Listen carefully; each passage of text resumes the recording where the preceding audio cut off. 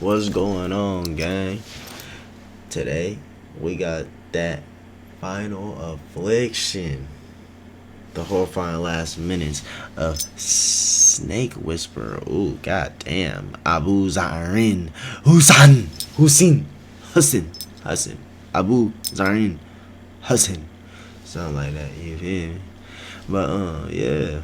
What the fuck is you doing being a snake whisperer, my nigga? I had a dog whisperers. Fucking horse whisperers. Hell, even giraffe whisperers. But never no damn snake whisperer. Fuck is wrong with you? But we gonna get right up into that video. In today's episode, a reptile relocation team is sent to Plantation to remove several dangerous king cobra snakes that were spotted in the area. While attempting to grab one of the cobras, one of the men is bitten and injected with the snake's deadly venom. Hit that like button and subscribe right now. This is the terrifying king cobra attack on Abu Zarin. Welcome to Final Affliction. Our subject today is a 33-year-old man by the name of Abu Zarin Hussein. Sadly, Abu's very fascinating life has been overshadowed by tabloid misinformation and sensationalism, I'm a boss. I got his name right. diminishing the enormous amount of good that he managed to fit into such a short life. Abu had a wife that he married rather later in life than men from Malaysia usually do, because Abu had spent the last decade focusing on becoming a firefighter, and a rather unusual one at that. Abu didn't just run into burning buildings to save lives. He was the head of the reptile department too. Malaysia gets a lot of calls to remove scaly serpents from homes and farmlands, and it's usually the fire department who gets called on to relocate the dangerous reptiles. But Abu wasn't just the head of the team that went out to catch snakes. He was the one who trained everyone in the department to handle them safely and to release them back into the wild. Until very recently, it was more common to kill venomous snakes that were unlucky enough to make it into human homes and neighborhoods. But Abu and other environmentalists were quickly putting this cruel practice to an end with their hard work and activism. Boy was beating the fuck out Abu's that fascination with reptiles began as a child. Even as a schoolboy, he was the one to catch lizards, geckos, and snakes on the playground. His teachers had so much faith in this responsible yet unusual young man that they permitted him to walk 2 blocks away from the schoolyard unassisted to release them in a nearby field. Abu's interest and natural ability with the creatures that usually inspired fear in even the bravest of men grew to become a healthy respect, even a reverence for his favorite of all the reptiles, the snakes. For Abu to move into the firefighting field was completely accidental. The department began calling for the young man's assistance on reptile extractions, since his reputation was already one of great respect by the time he turned 20. The move from an occasional helping hand to joining the team was a natural one. The fire chief himself made a statement in later years that he'd never seen a man as calm in the face of danger as Abu. No matter how dire the situation, Abu approached it with the same serenity and stout heart as he did with his snakes. By the time Abu met his future wife, he already had 4 pet snakes, and he'd been bitten a fair number of times, once by a viper, and in 2015 by a cobra that put him in a coma for 2 days. Both events happened during his call-outs for the station. His own pets were a bit of a local attraction. With them, he put on shows for his neighbors that were... Oh my god, put his ass in a coma for 2 days and you still want to go outside and play? Crazy. as impressive as the snake whisperers from India. It was these displays in his backyard that made his friends enter him into the TV show Asia's Got Talent. Abu was an instant hit. He made it all the way to the semifinals with his daredevil act. That's also where the media picked up on Abu's story. Instead of portraying the brave and passionate man who respected reptiles and saved lives, the British tabloids painted him as an insane fanatic who believed that one of his cobras was the reincarnation of an ex-girlfriend, and that he'd married the creature. They didn't report his name properly, and they even got his nationality wrong. These outright lies upset Abu deeply. He had no time for his passion to be misrepresented for the sake of sensationalism, and by the end of his run on the show, he was pretty glad to be rid of the constant negative attention. He returned to his wife, his dangerous pets, and his life of saving lives. His operation of catching and releasing reptiles back into the wild continued on for a few more years without incident. That is, until 2018.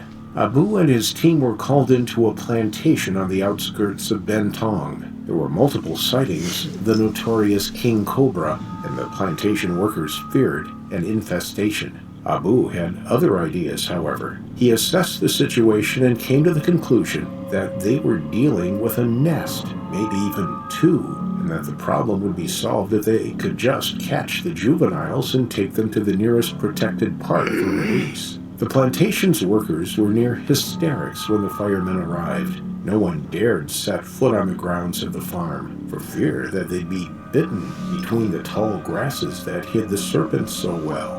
During their search, they caught 3 in quick succession. They all looked to be only a few months old, and it was very likely that the mother had long left the area. All was going well, until another firefighter nearly stepped right into the nest. It was Abu's quick reflexes that saved the man's life. Seeing the hidden crevice that the man was about to step into, Abu grabbed his arm and yanked him back just in time, before an angry cobra lashed out from the hole in the ground, missing his ankle by only an inch or two. Finally, they found the source, and most likely the last of the babies that hadn't yet found their way out to more fruitful hunting grounds. This last one just happened to make the now evacuated nest its home, and now it was murderously angry at being disturbed. It raised its hooded head upright, warning the humans to back off, mouth open and ready to strike if they made a wrong move. Abu was wise enough to take his time. He needed to placate the snake, to get it to become accustomed to his presence before he even attempted to catch it. One of his colleagues circled around the back end of the snake slowly. The idea was to draw its attention away from Abu by making a sudden noise, and when it turned its head to the intruder behind it, Abu would strike out that quick arm of his and grab it below the head while its attention was elsewhere. This didn't work out as planned. The juvenile cobra turned sharply around at the sound of rustling behind it, taking its eyes off Abu, who was already crouched and ready to grab it. When its head turned, Abu lashed out his hand just a split second too quick. The creature caught sight of the movement out of the corner of its eye and whipped around like lightning, striking its deadly fangs into Abu's hand that was just a hair away from its head. Abu knew instantly that this was no feign bite. Adult cobras have a habit of holding back on their venom excretion, carefully measuring how much venom they release, if any at all. And most bites aren't even fatal.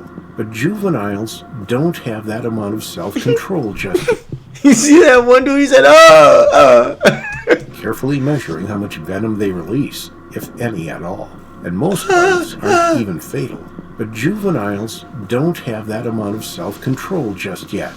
The instant fire pain that ignited in the wound was white hot. Abu let out a yell, not because he was startled. It was from that immediate and blinding pain. Abu had gotten more than a dozen empty bites from his own pets before. He knew the difference between a deadly bite and an empty one. In the confusion, the meter-long cobra slithered away into the grass, leaving Abu withering in agony as the pain spread from his hand up his arm. The tiny puncture wounds ejected more blood than seemed to be possible from such tiny holes. The venom was already breaking down blood cells, stopping the wound from coagulating properly. In the seconds it took his colleagues to load him into the car, Abu's hand was turning blue, and the blood that seeped from the wound was just getting worse and worse. In the 20 minutes it took them to speed to the nearest hospital, the discoloration had spread up his entire arm. His heart was racing dangerously, and the burning pain now reached his shoulder. Abu arrived at the hospital, got out of the vehicle himself, and stepping out, he looked like a victim of war. His arm was now purple, and he was splattered with so much blood